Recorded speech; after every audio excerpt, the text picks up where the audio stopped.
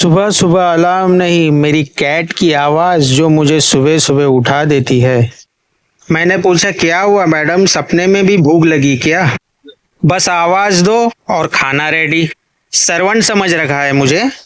खाओ खाओ, पेट भर के खाओ। दोस्तों, आपकी बिल्ली भी आपके साथ ऐसा ही करती है।